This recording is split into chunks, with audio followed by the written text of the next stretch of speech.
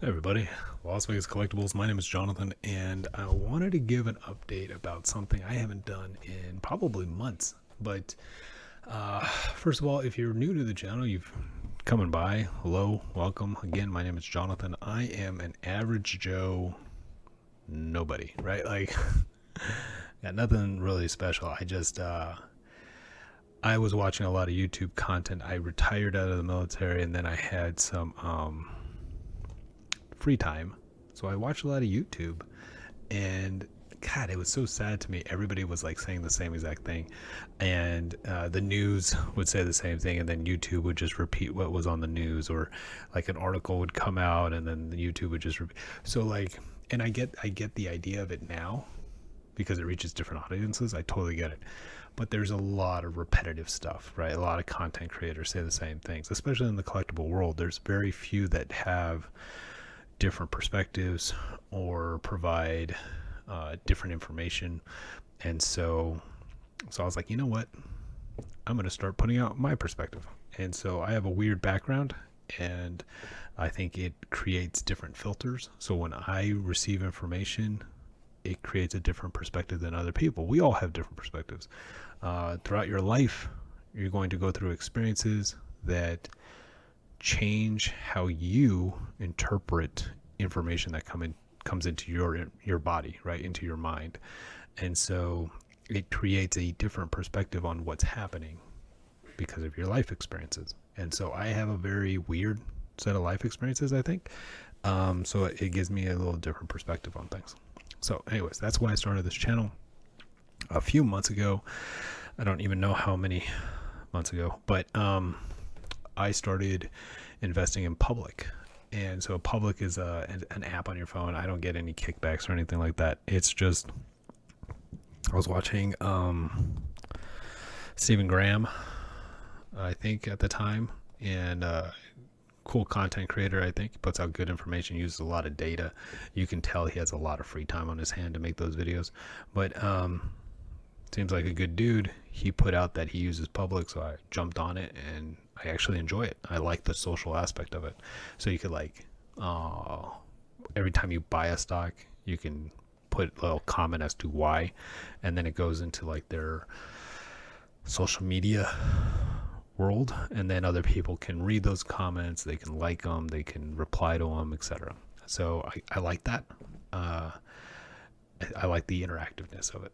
So anyways, this is my Public account. I started investing in this, and then I wanted to give an update because it's been a while. I'm very blessed and I'm fully aware of that I make enough money through my retirement and now my job and my side business that I have a couple $100 a month where I can put into a retirement account. Me and my wife can put into a retirement account. This is her not retirement account, her investment account.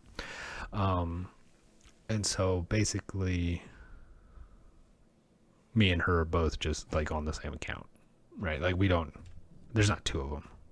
Anyways, so, so we just put a couple $100 in here every month, $100 to $200, and we fully understand we're super blessed on doing that. If you ever are like, how does this dude have enough money to do this? Because I used to do that when I was younger, especially. I'm like, how do these people have enough money to do these different things? You can always send me a message, but for me and my wife, a couple years ago, we changed our mentality about how money works and our relationship with money, and we said no more debt. So yeah, we're fortunate enough where we were able to pay off all our debts, and then we changed our lifestyles. We cut a lot of people out of our lives. We cut a lot of we removed ourselves from different situations that were not beneficial to us, right? So I think that's the biggest reason why some people end up having extra money than others is there's a portion of that reasoning that is mentality. Because the way we were living a couple years ago, I wouldn't have money to do this. There's just no way. So yeah, we have like maybe four 4 or 5 friends. Uh, we, we don't have an extremely social life. We don't provide money for other people or companies or situations that we don't truly enjoy or get anything back in return, where the relationship isn't mutual. So if you have questions on any of that mentality and how you treat money in relationships, feel free to give me a message in below, and I always respond. But like, you have to cut out the garbage, right? In order to just be more free, just have more freedom, have more choice, right? So this is an update on an account. Everything is down, right? Economy is bad, blah, blah, blah. I think everybody knows that from the news. I am pretty sure that this will continue to go down, and that's fine. I'll still put money in. I put like $49-$50 into DigiNext this morning, which is down almost 8%. So today. So like, I'm not worried about that, right? What worries me is if I have money in a company that I don't believe will be around in 20 years. This account is not a retirement account. Okay, our retirement is based off of 401k indexes, mutual funds and stuff. So we have money that comes right out of our paychecks, goes into a retirement account. We have money that every month we spend on the mortgage. Every money we spend on all our groceries, dog food, baby diapers, everything else, right? Like, we have a budget for everything. And then at the end of the month, there's extra money. So that extra money, because we don't deal with people, right? We don't go to birthday parties for a lot of people. We don't buy people gifts. We don't spend a bunch of money at fancy restaurants. We don't go see movies. We don't have a house filled with like Doritos and stuff. No, we just buy the food that we need to eat over the next couple of days, and then we go to the grocery store again. Like, we don't buy $1,000 worth of groceries for the month and then throw away half of it at the end of the month when it all goes bad because I didn't feel like eating it, right? Like, there's a lot of these little decisions you can make. So it's not like we're millionaires. We just have a plan, right? Like, just have a plan. And so if you need help with making a plan, let me know. I don't mind. I'll help. I'll do whatever I can to help. If I don't have time, I'll let you know, hey, I don't have time. But if I do and I can help, I will. So yeah, so we have a couple $100 extra every month. We throw it in here, and I'll continue to do that. I believe these companies will be around in 20 years. That's just my belief. So this is a long-term savings account for me and my wife. In 20 years, we hope to have our house paid off, and we want to buy another house. So in 20 years, this account will be drained and be used as a down payment for our second home. That's it. That's how I treat individual stocks. Individual stocks is just a long-term savings account.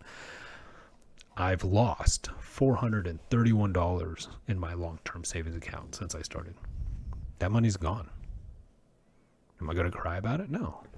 It was my choice. I chose to put it in here. Could I have put it somewhere else? Yes. I'd have $400 more.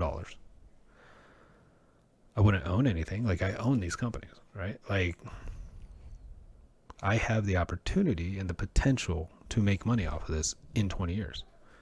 I believe a lot of these companies will be worth more in 20 years than they are now.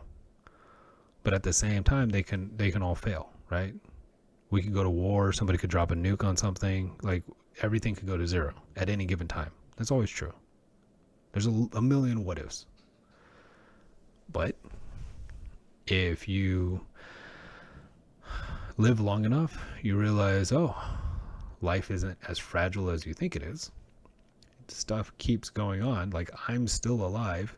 I've been in a lot of situations where that's surprising. I feel like I'm going to be around in 20 years. I feel like these companies are going to be around in 20 years. So I put it in here as a long-term savings account. That's it. So it's not retirement. None of this money I need. None of this money will I ever need. But I hope it's there. It might be weird for you to understand. It might be a weird mentality for people to understand, but that's how I see things. Again, my perspective is different. I rather have fun with it, where I get to actually own companies that I use on a daily basis, that I love, that is a part of my life, versus just putting money in a savings account. And yeah, I might lose 10%. I might gain 10%. But in the end, long-term savings account, this is money I don't need.